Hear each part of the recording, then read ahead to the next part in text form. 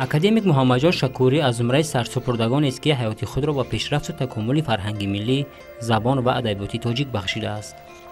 مؤلف قریب 50 اثر و 500 مقاله علمی است که همه به تحقیق ادبیات گذشته و امروزه و وضع زبان تاجیکی تهیه گردیدند.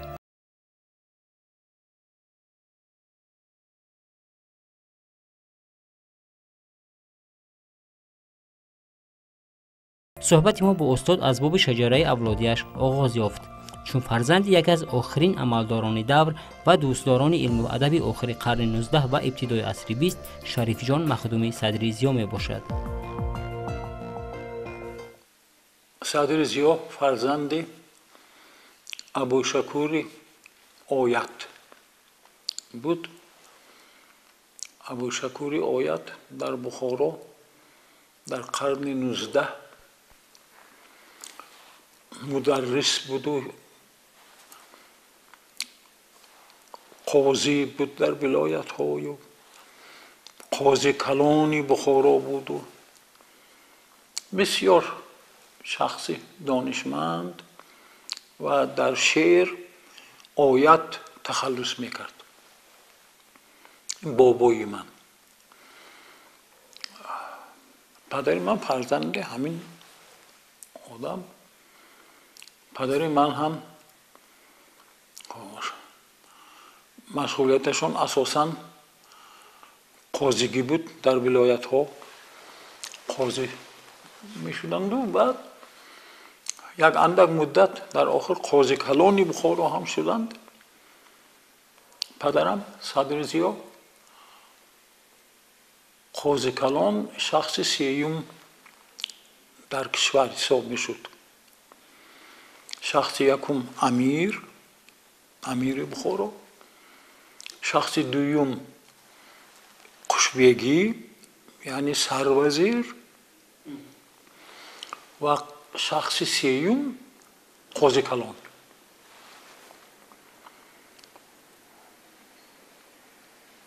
بعد از انقلاب بخارا که در سال 1920 روی داد، پدرم اندک در اداره های دینیه جمهوری شوروی بخارا کار کرده بودند. در کتابخانه بخارا کار کرده بودند، در اداره اوقاف کار کرده بودند، همیشه در بعضی جاها کار کردن و بعد از سال 24 به نفقه برآمدن و کسلمند بودن و خانه نشین بودن و اون اثرهای خود را که امیر بخارا در سال 1918 سوزانده بود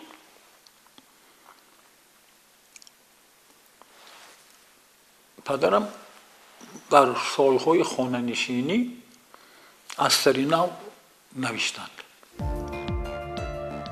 با تقاضای زمان در خردسالی از مهر و محبت پدر و مادر کم بهره برد، چون در ابتدای دوران حکومت شوروی اکثر ضیایان دور به حبس و دیگر جزاها محکوم شده بودند. از این خانواده صدر ضیا نیز استثنا نبود. این لحظه ها را قهرمان ما چنین به خاطر می آورد.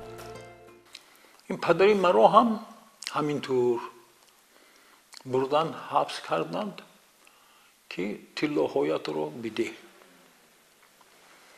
بعد مادرم را هم حبس کردند.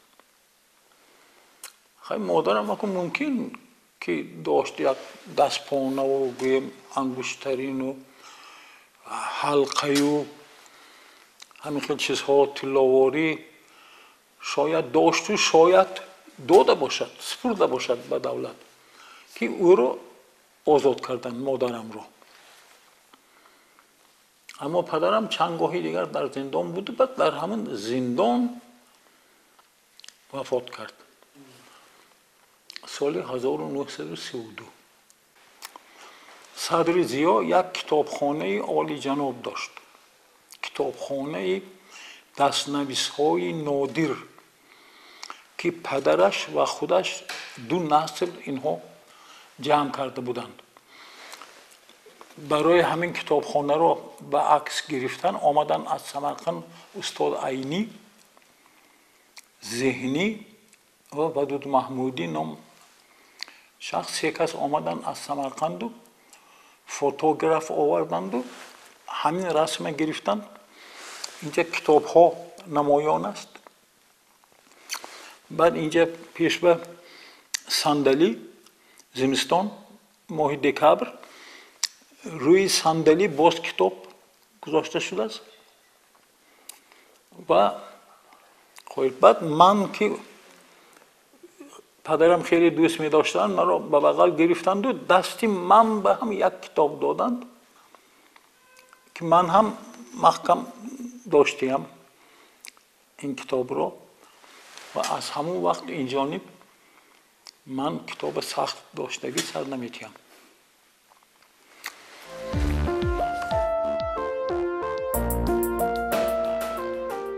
آن ایام خاندان صدر ضیا مکانی برگزار گردیدن محفل‌های ادبی ضیایان پیشقدم و معارف پروران بود.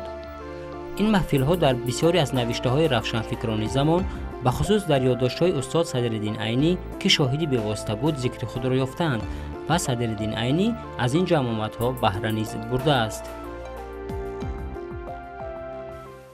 همین گونه یک محفلی دائمی در خانه احمد دانش بود. احمد دانش که بر آخر عمر خانه نشین شده بود پیروان خود را جمع میکرد و میشیشتند و صحبت میکردند و مسئله های روز را محاکمه میکردند. محاکمه های علمی، ادبی، خوش تاریخ هم، فلسفه هم، همه چیز و مایده شده مسئله های اجتماعی سیاسی همین روز هم محاکمه میشد در خانه احمد دانش و یک ته همین گونه محفل در خانه شریف جان مخدوم صدر ضیا بود که از این محفل ادبی چند نفر جوانانی جسارتمندی فرهنگ دوست برآمدن، معارف پرورانی نسل نو از این محفل ادبی صدر ضیا برآمدن، شاگرد او بودن، از جمله استاد عینی که از سالهای بچگی اونجا بود. بعد عینی بعد صدر ضیا برای عینی از یک مدرسه از مدرسه کوکلتاش نام مدرسه مشهوری کلان یک حجره خریده داد به استاد عینی که استاد عینی تا انقلاب در همون حجره زندگی میکرد. دیگه خودش نباشه جای استقامت نداشت. بعد عبدالواحد منزین از جدیدان مشهوری بخارا در همین خانه صدر ضیا کلان شد و صدر ضیا برای او حجره داد از مدرسه. او اونجا زندگی میکرد منزین چندین سال. همین خیلی بعد حمدی هم از همین خانه برام و حیرت با این خانه علاقمندی داشت. پس از وفات پدر و مادر روزگار محمد جان خردسال باز سنگین تر شد. طبع خودش میگوید در لحظه‌های دشوارترین هم با کتاب، ادبیات و خواندن بود. 6 ساله بودم پدرم وفات کردن. 7 ساله بودم مادرم وفات کردن. من یتیم موندم. یک تقا داشتم حبیب الله مخدومی اوهدی شاعر بود در کتابخانه بخارا کار میکرد. مرا به او سپردن، او را به من وصی تعیین کردند. وصی من بود. لیکن او هم حبس شد سال 1937 در سیبیر هلاک گردید. در اندک مدت زنش هم وفات کرد. یک پسر داشت و هم نیست شد خاندان او خانواده او در اندک مدت پراکنده شدند. بنده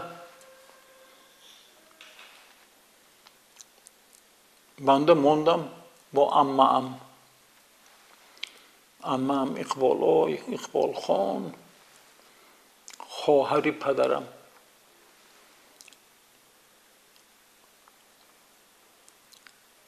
تنها مانده بودن عمه‌ام.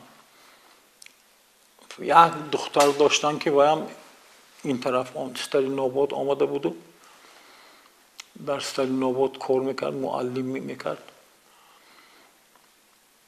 خوش نبیره اشانم در استالین آباد بود. عمه‌ام تنها مانده بودن در یک حولیچه. بعد من دستیاری اون کس شدم. لیکن این کس که عمه‌ام که سالهای جوانی اشان با دولت و سهولت و گذشته بود، با خدمتگاری بسیاری داشتن و خوش خویش و تبار و یار و دوست و داشتن. اکنون تماما تنها شده مانده بودن. همه یار و دوستان، همه خویشاوندان پراکنده. من اکنون حالا کودک بودم، از دست منم هیچی نمی آمد. من به سر اون کس بار بودم. برعکس من به اون کس یاردم کردم نمیتونستم به عمیم، بلکه برعکس یک سرباری بودم. بعضی وقت گریه میکردند و میگفتند ای بچه‌ام، خودم در بدرم، تو رو بدری کی برم؟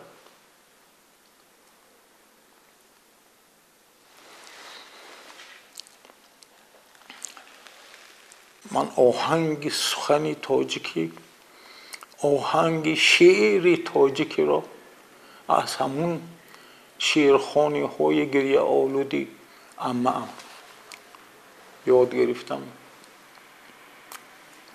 بسیار یک بیت داشتن که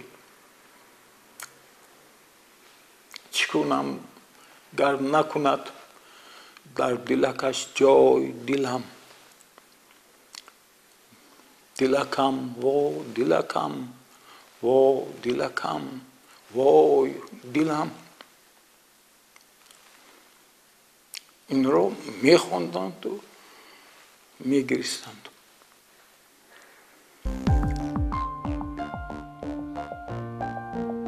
حیات میمده محمد جان شکوری با دوشنبه پیوست. در دانشگاه از تعلیم استادان معروف زمان بهره گرفت و قدمهایش در جاده علم و ادبیات استوارتر شدند. من اینجا دوشنبه که آمدیم سال 1941 من به اینستیتوت پداگوژی دوشنبه داخل شدم. سال 1941 که نو جنگ سر شده بود، جنگ دوم جهان به کشور شوروی آمده بود. در آمدم من برای تحصیل به این دانشگاه آموزگاری حاضره. اینجا معلمان من میدونید عبدالغنی میرزایف که بعد اکادمیک شدن، عالمی مشهور، ادبیات شناسی، بزرگزاده، بسیار عالمی زبردست بود، جوان بود، لیکن بعد به جنگ رفت و اونجا هلاک شد. لیکن من از او درس خواندم. داملا حسین زاده، شریف جان حسین زاده درس میدادن به من. ناصر جان معصومی به من درس میدادن. حالا کتابی من برآمد در اینجا درباره عباس علیف من یک آچرک مانند یک چیز دارم. عباس علیوف به من درس میداد. بسیار معلم عالی جناب بود. همینو سالهای جنگ، سالهای دشوار، یک دهن نان نیست برای خوردن، اما من همین محیط ادبی، محیط علمی هست و در همین محیط ما میرسیدیم. استادی ما ناصر جان معصومی یک عادت ناز داشتن که ما رو به اتفاق نویسنده ها می آوردن. ما استودنت، ما دانشجوی در کورس یکم، کورس دوم، سوم، چهارم، خیلی دانشجوی در کدام کورسی که باشیم، مجلس هایی که در اتفاق نویسنده ها می شد، ما رفته یک طرف نشسته این مجلس ها رو گوش میکردیم. در این مجلس ها همون نویسنده های نمایانی همون روزه شرکت میکردن، گپ میزدن، با هم بحث میکردن، شعر میخوندن، شعر یکدیگر را تنقید میکردن، تحلیل میکردن و هاکذا. محیط ادبیات، سخن ادبیات، ما دانشجویان در یک گوشه خاموش میشیشتیم، گوش میکردیم، تماشا میکردیم، خودمون نفهمیده آیسته آیسته به روند ادبی همون روز داخل میشدیم. علم را مقدس میشمارد. هرچند محصول کاری علمی خیلی دشوار به دست می آید، اما مهر محمد جان شکوری به علم چنان زیاد است که از دشواری ها نهراسیده پیوسته پی تحقیقات بود. همیشه فهمیدم که کم کار کردم یا زیاد کار کردم، نقص کار کردم یا بد کار کردم، لیکن به هر حال فهمیدم که به جاده علم که قدم ماندی استوار باش و همیشه صادق به همین راه و روش باش. شب و روز مهنت کردن لازم، شب و روز در فکر همین مسئله های علمی، در فکر ادبیات، زبان، در فکر مسئله های امروز و فردای ادبیات و زبان و هاکذا بود. همیشه داملا رحیمی، محمد جان رحیمی، شاعر تاجیک، گفته بود که اگر شاعر شدن خواهی هر روز باید شعر نویسی. همه اونها رو به چاپ بردن شرط نی، همه اونها رو، بعضی اونها رو درونده پرتافتن لازم، لیکن همین هیچ نباشد یک بیت هر روز باید بگویی. اون وقت رفته رفته عاقبت شاعر میشوی. گفته بود. انا همین خیلی در ادبیات هم همین. همیشه برای پاس داشتن میراث بای ادبی نیاگان تلاش می‌ورزد و همه را به احترام و پاس داشتن زبان نابی تاجیکی دعوت می‌کند. همچون میراثدار این زبان نسبت به تقدیر آینده آن دائم اندیشه می‌کند. زبان تاجیکی با اون زبان‌های بزرگ جهانی، زبان انگلیسی که همه جهان را فرا گرفته است، زبان انگلیسی، زبان روسی که نیز یکی از زبان‌های پرقوت، پرزور، توانا، یکی از زبان‌های بزرگ جهان است.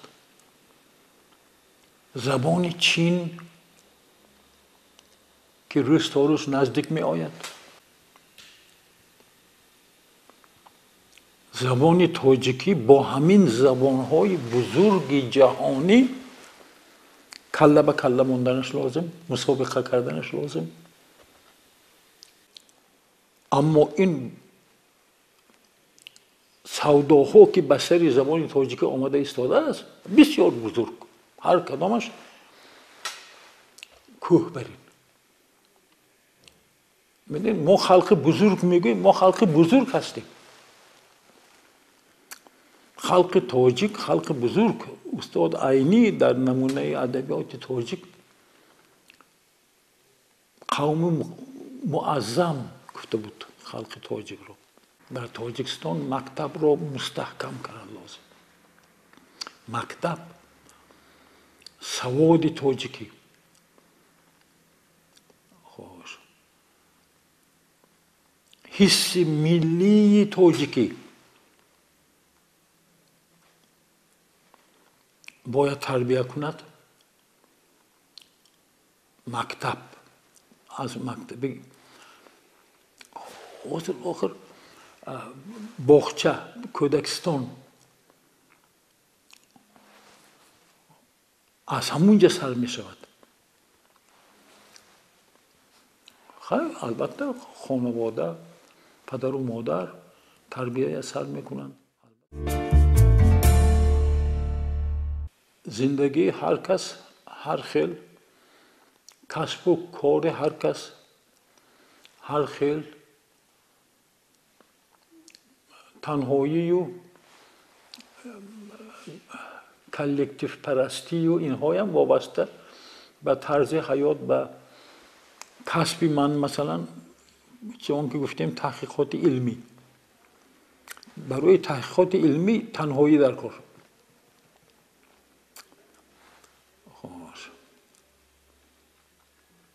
هیچ کس خلل نرساند، هیچ کس نباشد.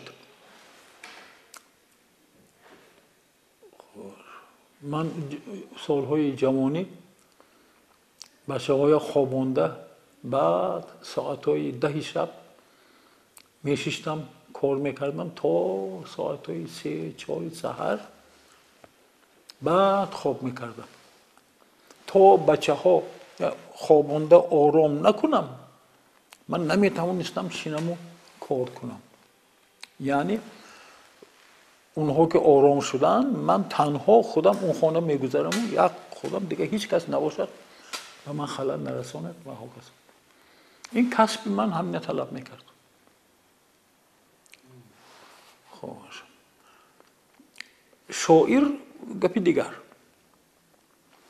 شاعر برعکس باید که در دیگ حیات جوشد. هر چی که در حیات هست شاعر باید بیند، داند. شعر خودش آمدن میگرد، حتی کوچه گشت ساده است، همون وقت باید ناخواست یک بیت میبیاد به یادش. پیرو سلیمانی شاعر ما پاپیروس کش بوده شد. خوش همین یک بیت که خاطر به آمد در قطعه پاپیروس میگرفته است. در قطعه پاپیروسی کازبک قطعه سخت بود. همونجا همین بیت رو نوشته میمونده است. الان یک بیت که حاصل شد به خانه که رفته شیشت، اون طرف این شعر اولش و آخرش خودش میبیاد. یعنی برای شاعر هم تنهایی لازم، لیکن هم معاشرت لازم و هوکسا همین خیلی خوش. خود کسب و کار و خوش خصلت‌های شخصی خود انسان معین میکند ده که طرز حیات او چگونه می شود. این مسئله چند جهت دارد. همین که یک مقاله نوشتم، مقاله که به آخر رسید، من خرسند که خیریت امکان شد که به آخر رسانم.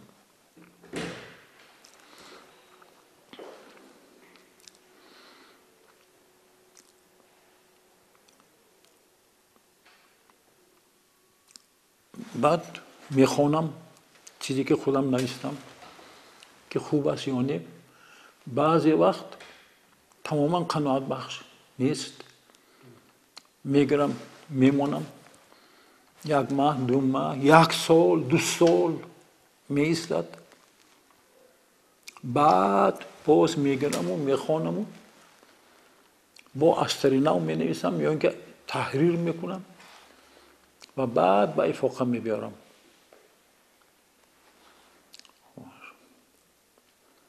بعد همینه چاپ میتونم چاپ میشود. بعد از 2 سال 3 سال 4 سال دستم به افتید این تو بینم، شاید که و خودم معقول نشود، لااقل بعضی جایهاش بسیار اینطور می شود که با خودم معقول نمی شود. مسئله قناعتمندی و ناقناعتمندی از اثر خود همین خیلی مسئله نسبی است که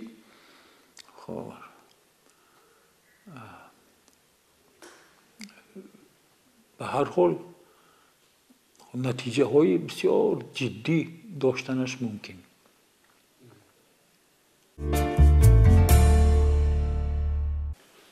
در عمرم بسیار کاغذ سیاه کردم. 47 کتاب من چاپ شد.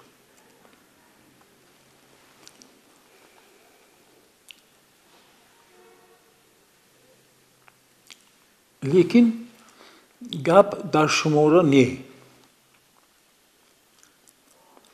گپ در حجم محصول نه،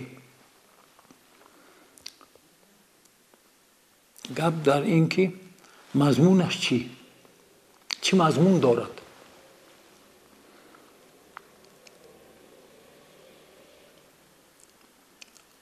از بعضی همین 47 کتاب من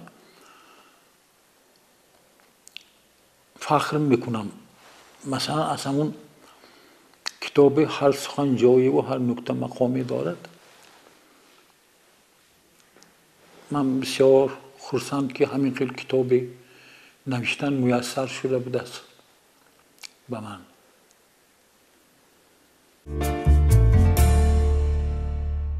من سال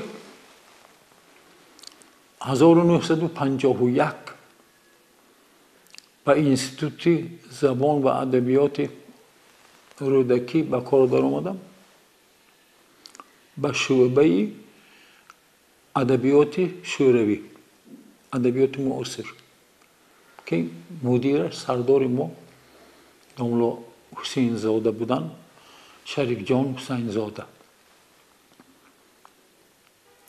سال 1952 یعنی قریب 1 سال بعد از در آمدن من به این انستیتوت،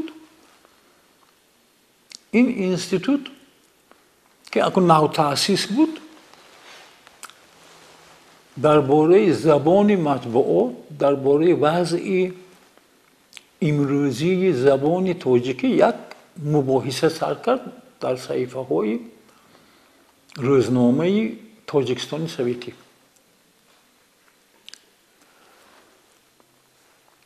یک مقاله کلان چاپ شد، مقاله داداجان تاجیف و لیفشیتز هر دو، یک مقاله کلان نوشتم. بعد دیگرها در اطراف این مقاله اساسی خیلی سخنرانی کرده، خیلی مقاله ها نوشتن گرفتن.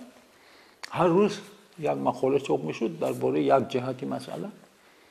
بعد دیرکتور اینستیتوت زبان ادبیات رودکی ملا جان فاضلوف نام شخصی بود، بسیار فاضل. از من التماس کرد که من یک مقاله نویسم برای همون مباحثه درباره زبان رادیو. اون وقت تلویزیون حالی نبود. برنامه‌های رادیو گوش کرده درباره زبان اون یک مقاله نویسم. من گفتم داملا من زبانشناس نیستم، من در شعبه ادبیات کار میکنم. نه همین تو همین کارو میکنی. من به تو اجازه میدم که یک هفته از خانه نبرآمده رادیو گوش کن. گپ‌های در کاری نوشته گیرو من بعد مقاله می‌نویسیم. بعد خیر مدیر ما هم گفتن که همین کارو کن. مدیر ما داملا حسین زاده. بعد من همین یک مقاله نوشتم درباره زبان رادیو. چاپ شد در تاجیکستان سویتی. لیکن همین خیلی شد که همین مقاله من چاپ شده بود که همه به دهن آب گرفتند. هیچ کس هیچی نمیگوید که نه نقض میگویند نه بد میگویند، گپ نمیزنند گویا که مقاله چاپ نشده است. من بسیار زخ شدم. چند وقت منتظر بودم هر کس ببینم، امید میکردم که یگان چیزی میگفته باشد. نه نشد. بعد یک روز دوستی من شوکت نیازی، دادر نویسنده فاتح نیازی آمد و گفت که امروز استاد عینی سمرقند میروند، با قطار میروند، واگن حکومتی را دادند به ایشان. در همون واگن نویسنده ها همه جمع میشوند، گسیل میکنند. بیا ما هم میرویم گسیل میکنیم استاد را. گفت به من اون رفیقم. من گفتم من چی برم؟ استاد عینی منم میشناسد. من چند بار ملاقات کردم با استاد عینی، صحبت ها کرده بودم، لیکن به اون درجه نیه که من پیشواز به برام و گسیل به برام و این کارا ترسنزاده میکنن، میرشکر میکند. نه میرویم. گفت که میرویم و پیش وокزال میایستیم. استاد عینی که گذشتن آمدن، از پیش ما گذشتن، ما استاد میبینیم. من همین تمام. خیر من آمدم، دو کسا آمدیم وокزال، پیش وокزال استادیم که همین نویسنده ها گروه آمده وокزال به میدرویند، اما از عینی درک نیست. خیلی استادیم. بعد یک زمان میرشکر پیدا شد. میرشکر آمده که ها بچه ها چه اینجا استادید؟ ما گفتیم انده کار ما هست اینجا. ما ندون کارهای گفت اینجا استاد عینی میرود و گسیلش بیایید. از دست ما گرفت و ما کشان گرفته برد به وокزال. از وокزال برآمدیم که پویزد، قطار، واگن حکومتی در آمدیم. در آمدیم که نویسنده های بسیاری ششتیان و در پیشگاه استاد عینی یک نویسنده روس مهمان هم است که در پهلویشان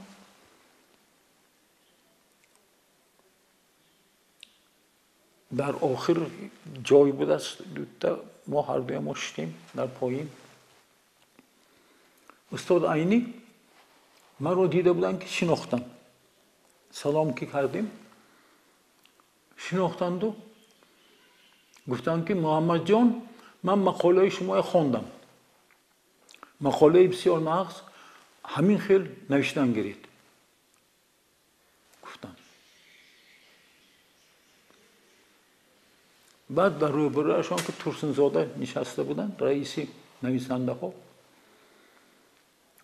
مراجعت کردن که میرزا جان، گفتن این کس این محمد جان میشدنی برین. این کسا تربیه کردن در کار.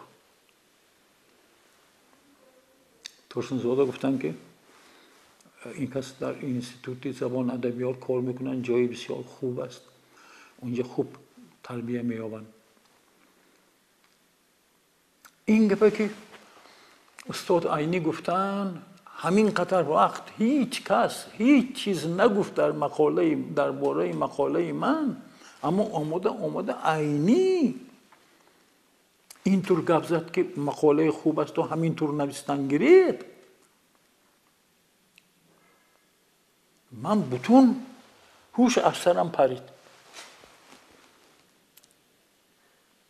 بسیار خجالت کشیدم چه سبب باشد که گویا که مرا تنقید کرده باشن، گناهگار کرده باشن. همین عرق از سرم ریخت. عرقم پاک میکنم گویم در کیسه روی مالچه نبوده است.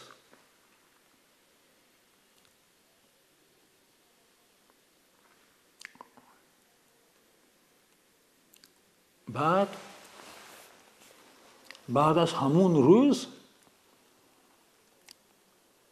در دل من مهری که درباره زبان مقاله نوشتن، درباره وضع امروزی زبان مقاله نوشتن سخت‌تر جا گرفت. فاتحه استاد عینی یک عمر از یاد من نمیبراید. فاتحه‌ای که استاد عینی داد مایه افتخار بنده است. محمد جان شکوری میگوید که او به سعادت زندگی رسیده است و تا جای توانسته رسالت خود را انجام داده است. این است که به آینده خلق تاجیک فرهنگی بای و پرغناوت و زبان تاجیکی نظری نیک دارد. یگانه آرزویش رشد و تکامل سرزمین و مردمان آن است. آدمیزاد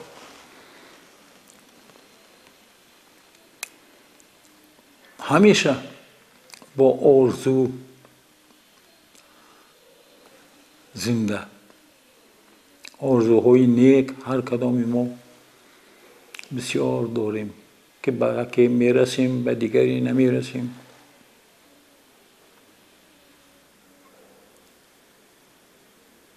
تمنای من اکنون در این سن سال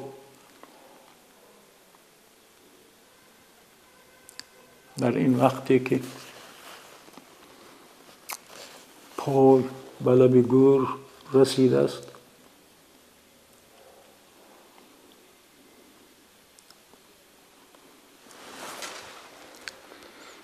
آن است که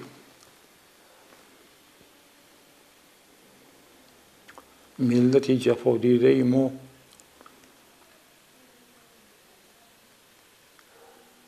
پاینده باد. بسیار میخواهند که این ملت رو نیست کنند. بسیار قوه های بزرگ هستند که این ملت رو ریشه‌کن کردن میخواهند. پاینده باد، زنده باد ملت ما، رخشنده باد این وطنی ما.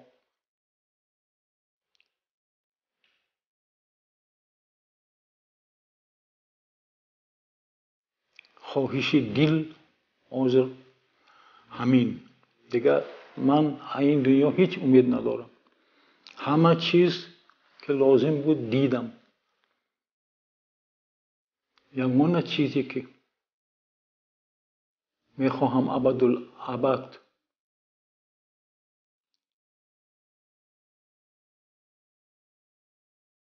پایدار باشد همین بخت و سعادت وطن و ملت.